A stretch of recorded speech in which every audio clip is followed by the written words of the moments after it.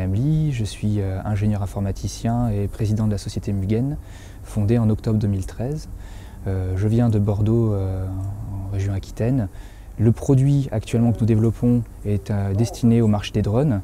Il s'agit d'une solution logicielle qui va permettre de distribuer l'information provenant de différents vecteurs. L'intérêt, c'est de proposer une plateforme mobile, donc tablette ou smartphone, aux utilisateurs pour qu'ils ne soient pas tous derrière la station de contrôle, mais qu'ils puissent être sur le terrain pour pouvoir intervenir immédiatement si besoin. Un cas concret d'utilisation, par exemple, c'est pour les pompiers. Dans les Landes, ils utilisent des drones pour surveiller les feux de forêt. Et chaque pompier aura à sa disposition une tablette qui lui permettra de recevoir les informations en temps réel provenant du drone qui survole sa zone. Et en même temps, les informations seront toujours centralisées au poste de commande pour que les donneurs d'ordre puissent prendre les bonnes décisions. Mais l'intérêt, c'est que vraiment les gens qui sont au contact du feu puissent avoir l'information qui leur correspond. Voilà, là, je vous parle du domaine des drones parce que c'est le premier marché qu'on adresse.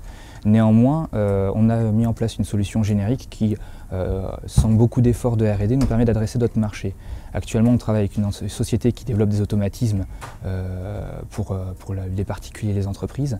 Et elle avait besoin d'une solution pour pouvoir justement interagir avec ces automatismes via son smartphone.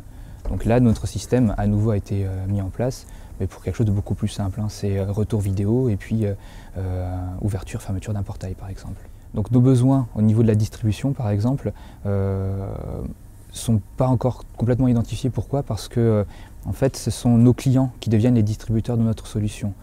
On met en fait en place un modèle un peu d'inspiration freemium, c'est-à-dire que notre solution est gratuite à l'utilisation pour des tests. Après, par contre, en exploitation, il faut s'acquitter de licences d'utilisation. Donc, ça permet aux professionnels de bien cerner leurs besoins et savoir comment ils peuvent utiliser notre solution. Et ensuite, nous, on va spécialiser selon les retours qu'ils vont nous faire. En termes de ressources humaines, on va avoir besoin surtout de gens en R&D parce qu'il y a beaucoup d'innovations et notamment au niveau des interactions. Ça ne va pas se limiter au tactile, on va faire de la gestuelle, on va utiliser des casques de réalité virtuelle pour pouvoir ouvrir d'autres interactivités finalement. Après, ce qui nous manque surtout, c'est des ressources aussi au niveau commercial parce qu'on commence à être sollicité à l'international, on ne peut pas répondre parce qu'on n'est pas assez nombreux. Donc voilà, il faut renforcer le pôle R&D, il faut renforcer le pôle commercial. Alors, la première levée de fonds qu'on a réalisée chez Mugen, c'est une levée de fonds d'amorçage auprès d'organismes publics. Donc on avait sollicité une association qui délivre des prêts d'honneur pour augmenter le capital propre de la société. Ensuite, on a sollicité BPI France pour une avance remboursable et la région pour une subvention.